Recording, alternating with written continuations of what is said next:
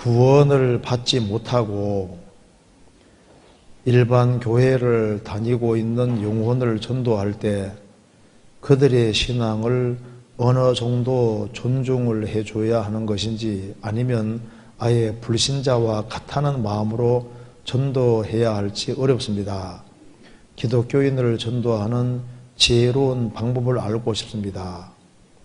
구원받은 사람만이 하나님께 찬양 드릴 수 있다고 배웠습니다. 그러면 복음의 열매가 없는 많은 교회에서 드리는 모든 찬양은 하나님께서 기뻐하시지 않으시는지 궁금합니다 하는 질문입니다. 좋은 질문 같습니다. 여기 이제 구원을 받지 못하고 일반 교회를 다니고 있는 영혼을 전도할 때 그들의 신앙을 어느 정도 존중을 해줘야 하는 것인지, 아니면 아예 불신자와 같다는 마음으로 전도해야 할지 어렵습니다. 기독교인을 전도하는 지혜로운 방법을 알고 싶습니다. 여기에 이제 구원을 받지 못하고 그냥 막연하게 이제 교회를 다니고 있는 영혼들, 근데 그 구원을 받지 못했지만 나름대로 열심히 이제 살아가는 사람도 있고, 그냥 막연한 기독교인으로 살아가는 사람도 있고, 여러 부류의 사람들이 있는데 그들의 신앙을 어느 정도 존중해 줘야 하는 것인지, 일단 구원을 안 받았을지라도 우리가 전도를 하는 데서 참 중요한 것이 그 사람들을 이제 무시하고 멸시하는 그런 마음으로 해서는 대체로 전도하기가 어렵습니다. 성경에서 사랑은 무례히 행치 않는다고 말씀하셨는데, 사람에게 모욕감을 주면서 전도하는 것은 안 쉬워요.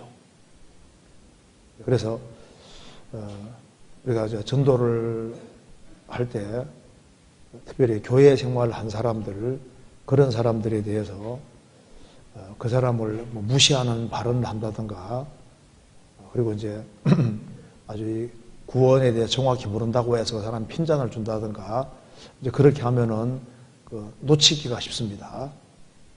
먼저 성경 베드로전서 3장 찾겠습니다.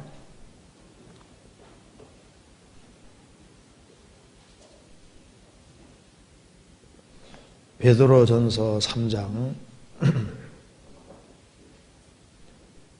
15절.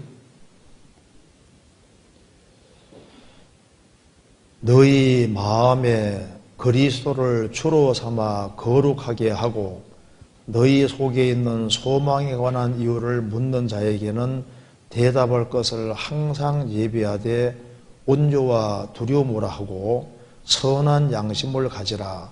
이는 그리스도 안에 있는 너희 선행을 욕하는 자들로 그 비방하는 일에 부끄러움을 당하게 하려 함이라. 너희 마음에 그리스도를 주로 삼아 거룩하게 하고, 구원받으면은 예수님이 이제 우리 구세주인 동시에 주가 되셨습니다. 주인이 되셨습니다. 그래서 그리스도 예수를 주로 주인으로 삼아 거룩하게 하고, 주님을 주인으로 삼고 살아가는 사람은 당연히 죄에서 구별돼 살게 됩니다. 그리고 이제 그리스도를 주로 삼고 살게 되면은 주변의 사람들이 알게 되는 거예요. 그래서 성경에 아브라함에게 주변 사람들이 말하기를 우리는 당신이 하나님과 함께 있는 걸 봤습니다라고 했습니다. 이삭에게도 우리는 하나님이 당신과 함께 하는 걸 봤다고 했습니다. 그래서 그리스도를 주로 삼고 살아가면은 그 사람은 진리 가운데 행하게 될 것이기 때문에 주변 사람들이 보고, 야, 저 사람은 우리가 가지고 있지 못하는 그런 소망을 가지고 있구나 하는 걸 알게 되고, 그래서 소망에 관한 이유를 묻는 자에게는, 묻는 사람이 자연스럽게 생기게 됩니다. 그런 사람에게 또 대답할 것을 항상 예비하되, 한때 예비하는 게 아니라 항상 예비하되 온유와 두려움으로 하고, 그래서 이게 온유한 심령이 참 중요한 겁니다. 그래서 여기 이제 구원받지 못하고 일반 교회 다니는 영혼을 전도할 때 그들의 신앙을 어느 정도 존중해야 줘야 되느냐, 어느 존중해 줘야 되는 것이 맞습니다. 몰라서 나름대로 열심히 하는 사람들도 많이 있거든요. 그래서 온유한 마음, 그리고 두려움으로 하고, 그 말은 혹시 그 사람 마음을 상하게 할 수도 있고, 그리고 우리가 이제 전도할 때 마음문 열게 하는 게 참 중요하잖아요. 마음문 열게 해야 되는데, 핀잔을 주고, 뭐 그런 것도 모른다고 하고 이렇게 핀잔 주고 이렇게 하면은 오히려 그 사람이 전도되는 것을 막을 수도 있는 거예요.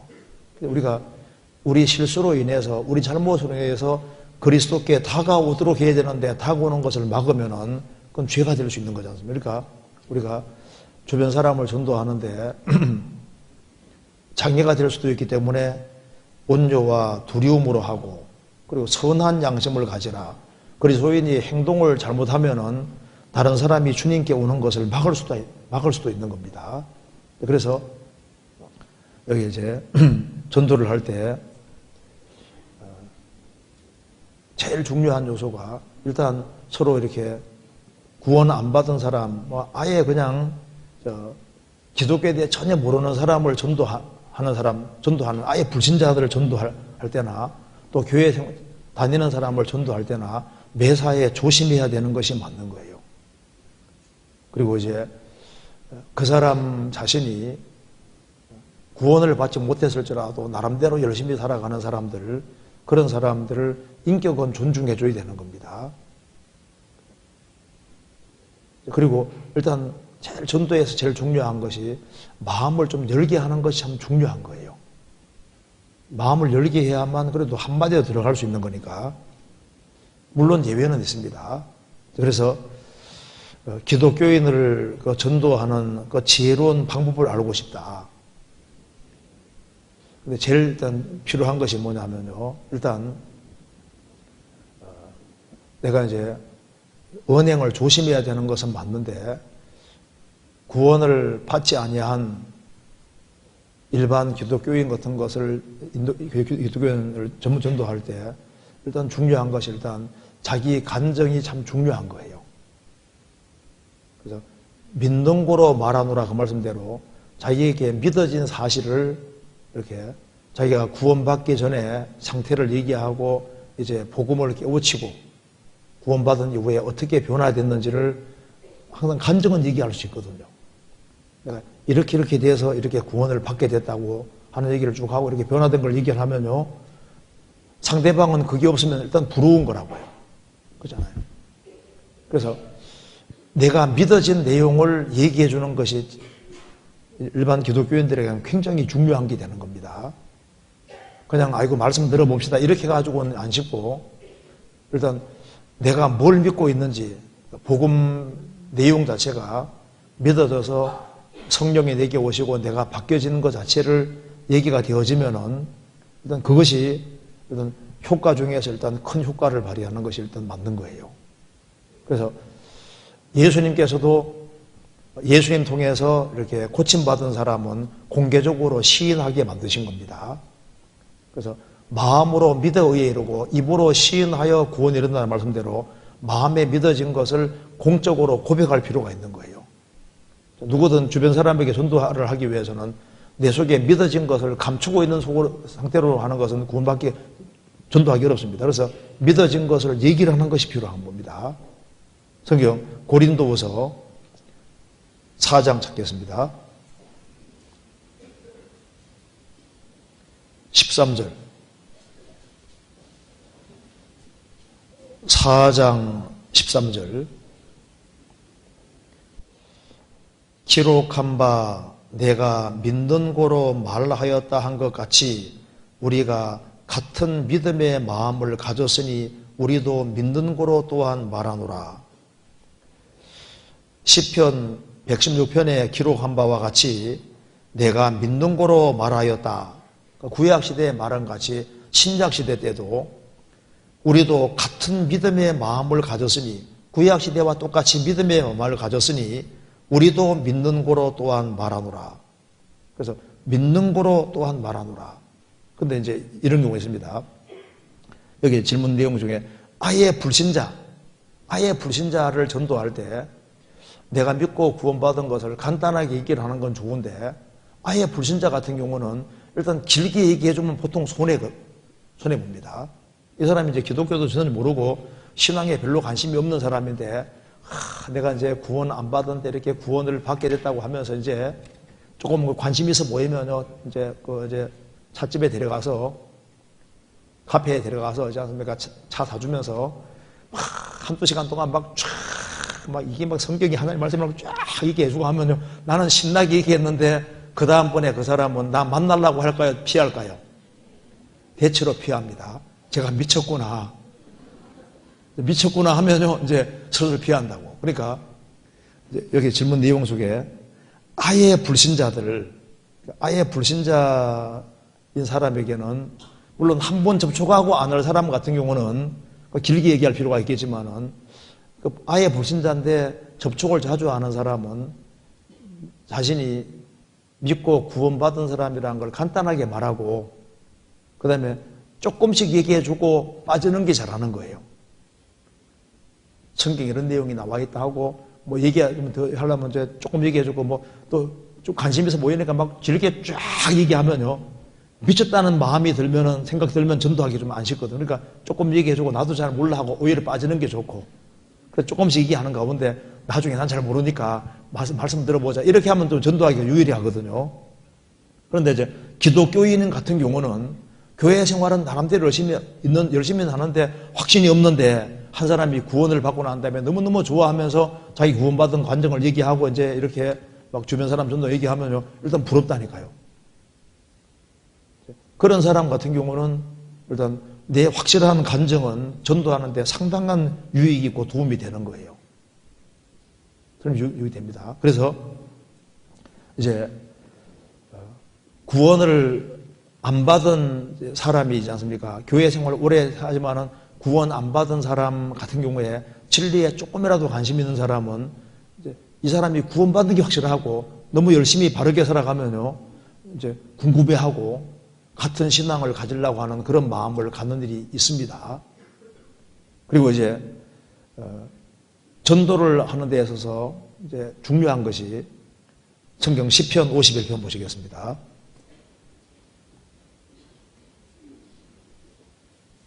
즐거움이 전도의 중요한 요소가 됩니다. 시편 51편 12절.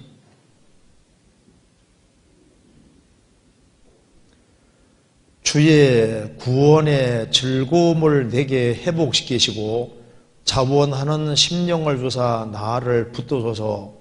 그러하면 내가 범죄자에게 주의 도를 가르치리니 죄인들이 죽게 돌아오리이다. 주의 구원의 즐거움을 내게 회복시키시고, 다윗이 죄를 지었을 때 구원의 즐거움이 깨졌습니다. 구원의 즐거움이 깨진 상태로는 전도하기가 어려워요. 근데 구원의 즐거움이, 죄에서 정말 돌이키고 회개해서 구원의 즐거움이 회복이 되고 내 마음속에 기쁨과 즐거움이 있으면은, 기쁨과 즐거움이 있는 속에서 간증이 되어지고, 그리고 기독교인보다 내가 더 확실한 기쁨을 가지고 확실한 소망 가지고 살아가면은 일단 부러운 마음이 생기도록 되어 있습니다. 말은 안 해도 부러운 마음이 생기게 되어 있고, 그리고 그것이 전도하는데 중요한 요소가 되는 겁니다. 일단 전도하려면은 내가 다른 사람보다 일단 우위에 있어야지 전도하기가 쉽거든요. 다른 사람은 재산은 많은데 나는 기쁨을 가지고 있다, 더 행복해 한다, 그럼 그게 부러운 거라니까요. 그래서 구원의 즐거움을 내게 회복시키시고 자원하는 심령을 주셔서 나를 붙들어서, 자원하는 심령, 구원의 즐거움이 회복되고 이제 이 얘기를 꼭 해주고 싶은 마음이 막 올라와서 해주는 경우 있잖아요. 의무감으로 하는 거하고 정말 중심에서 올라와서 저 사람은 정말 불쌍한 마음 가지고 이렇게 마음이 올라와서 하는 건 다릅니다. 그래서 사람 마음을 움직이는 것은 지성이 가면 머리가 움직이는 거예요. 마음이 가면 마음이 움직이고 영혼이 가면 그 사람 영혼이 움직여지는 겁니다. 그래서 정말 구원받은 게 너무 좋고 기쁘고 감사해서 참 기독교인으로 생활하고 있는데 보니까 참 불쌍해요. 뭘 잘 모르고 있다 그 말입니다. 그래서 그 영혼이 정말 구원받기를 그 바라는 그 간절한 마음 속에서 뭐가 얘기가 되어지면은 그게 사람 마음을 움직이게 되고, 그래서 야, 뭔지 모르지만 들어봐야 되겠다. 그런 마음이 생기도록 되는 겁니다. 그래서 물에 비치면 얼굴이 서로 같은 것 같이 사람 마음도 서로 비친다는 말씀대로 마음이 서로 비치거든요. 그리고 옆에 있는 사람은 이 사람이 나를 얼마나 생각하는지 그걸 알 수 있다니까요.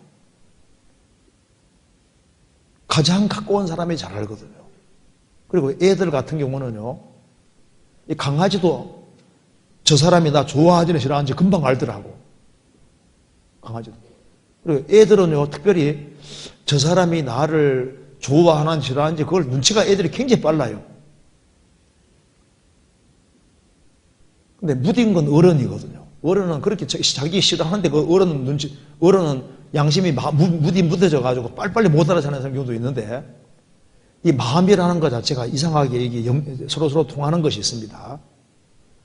그래서 사람 마음을 움직이는 것은 사랑이 사람 마음을 움직이는 거예요. 그래서 일단 간정이 확실하고, 그리고 구원의 기쁨과 즐거움이 있고, 그리고 야, 저 사람이 내 영혼을 생각을 하고 있구나. 나를 좀 불쌍히 여기고 있고, 내가 뭔가를 못 깨달았기 때문에 정말 내가 뭔가를 바르게 깨닫고 살기를 원하는구나. 이제 이런 그 간절한 마음이 있는 걸 보면요, 그 마음이 움직일 수 있게 되어 있습니다. 그래서 자원하는 심령을 주사 나를 붙들어서 그 속에서 올라와서, 중심에서 올라와서 이렇게 이제 올라오는 그 속에서 말씀이 되어지면은, 그러하면 내가 범죄자에게 주의 도를 가르치리니 죄인들이 죽게 돌아오리이다. 구원의 즐거움이 회복되고 자원하는 심령이 있고, 그리고 이제 진리 가운데 행하면은 그 속에서 범죄자에게 주의 도를 얘기를 하면은 그게 이제 불신자들에게 영향을 미치게 되고 죄인들이 죽게 돌아오리이다. 그래서 여기 인격은 존중해 줄 필요가 있습니다. 그래서 죄인을 대할 때는 이제 기술이 필요하거든요.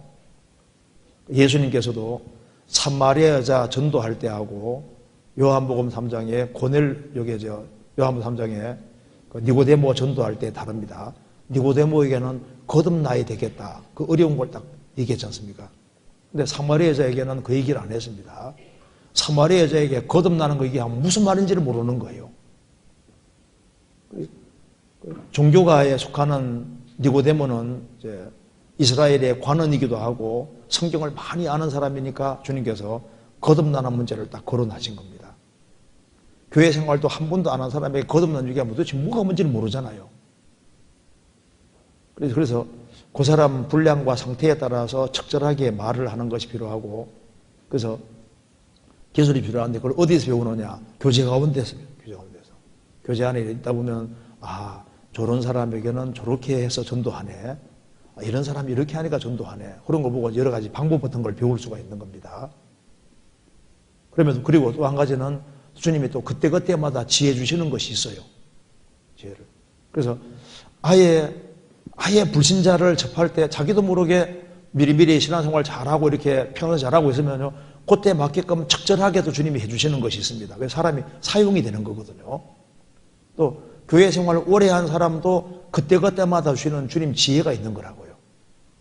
그래서 정답이 완전히 정해진 것이 아니라 너는 범사에 그를 인정하라. 그리하면 내 길을 지도하시리라 말씀대로 주님을 앞세우고 살아가면은 주님이 사람을 도구로 사용하시는 거예요. 도구로.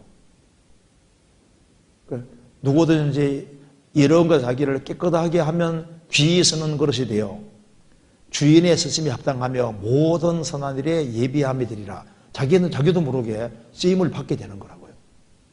예비함이 됩니다. 그래서 특별히 이제 기독교인을 전도할 때 보통 교회 생활 열심히 하는 사람에게는 충분히 붙잡고 얘기를 하는 것도 필요해요. 특별히 이제 믿는 문제에 관심 있는 사람은 충분히 얘기할 것도 필요합니다. 근데 아예 불신자들, 그런 사람은 길게 얘기하면 대체로 손해보거든요. 교회 생활 열심히 하는 사람 자기가 기뻐가지고 열심히 하면 부럽거든요.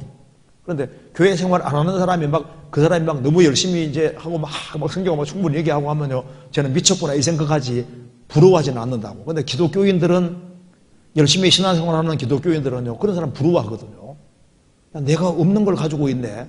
그러니까 그 간증과 확실하게 살아가는 것들, 그리고 그 사람을 정말 불쌍히 여기는 마음, 이런 것들이 그 교회 생활하는 사람들에게는 상당히 영향력을 미치게 되는 겁니다. 그리고 이제 구체적인 것은 이제 우리가 교제 가운데서 계속 배워야 되는 겁니다. 그런데 어쨌든 간에 사람 마음, 사람에게 막 핀잔을 주고, 그런 것도 몰랐냐고 하면서 있지 않습니까? 아주 그렇게, 그게 이제, 옛날에는 좀 통했어요. 저도 이제 그 옛날에 상담할 때 막 핀잔도 주고 했는데, 그때 막 80년대, 그때는 좀 통했거든요. 지금은요, 자존심이 되게 센 시대가 됐기 때문에, 만일 그런 식으로 했다가는요, 전도문을 완전히 막을 수도 있습니다. 그래서 그 변칙이 규칙이 되면 안 되거든요. 예외적으로 아주 변칙적인 것을 했는데 먹혀 들어간다. 근데 그걸 일반화시키면 큰일 납니다. 예외적으로 이제 그런 경우가 있을 수 있는데, 제가 한 번은요, 소양관에서 어떤 분이 이제 공부를 꽤 많이 아신 분인 거예요. 그래가지고 뭐 집에 말씀 듣고도 픽픽픽 웃는 거예요. 그래서 이분 뭐 보니까 좋게 얘기해가지고는 안 먹혀들겠더라고. 그래서 상담해달라고 했는데 보니까 내보다 키도 좀 작고 또 마음도 좀 소심해 보이고 하니까 제가 둘만 있는 자리에서 딱 주변을 한번 보시라고. 여기 나무들이 많지 않냐. 이거 누가 만들었냐. 뭐 하나님 계신 걸 잘 인정 안 하려고 말씀을 다 듣고도. 그래서 제가 좀 소리를 크게 해서 이거 누가 만들었느냐. 잘 보시라고. 이게 나무들 이렇게 저절로 오냐? 하나님 만드신 거냐? 하고 딱 보면서 있지 않습니까? 눈을 똑바로 뜨고 그 사람 얼굴을 딱 쳐다보면서 저절로 오냐? 정말 만드신 거냐? 솔직히 얘기해보라고 이렇게 소리를 크게 딱 하니까 만들어진 거죠. 누가 만든 거냐고 물으니까 하나님이요. 뭐 하나님 계시냐 안 계시냐 물으니까 하나님 계셔요. 그래, 지금까지 들은 거 다 맞는 얘기가 아니냐 하니까, 맞아요. 잘 들어보시라고. 그래서 말씀 듣고 구원받았다 하더라고. 근데 그걸 저는 아무에게나 하면 안 되잖아요. 아무에게나. 너무 딱 쳐다보면서 얘기하면, 나 위협 주는 거야. 이 사람 보기에 나중에 문제 크게 생길 수도 있습니다. 그런데 예외적인 것을 규칙으로 삼으면 안 돼요. 평상시에 조심해야 됩니다. 조심해서 전도를 하고 그렇게 해서 해야 되는데, 누가 억세게 전도했다. 근데 그 억세게 했다고 해서 그 사람에게 먹힐지 몰라도 다른 사람이 안 먹힐 수 있습니다. 그래서 성경의 원칙을 가지고 상상하고 그때그때마다 주님 지혜 구하는 게 좋을 거예요.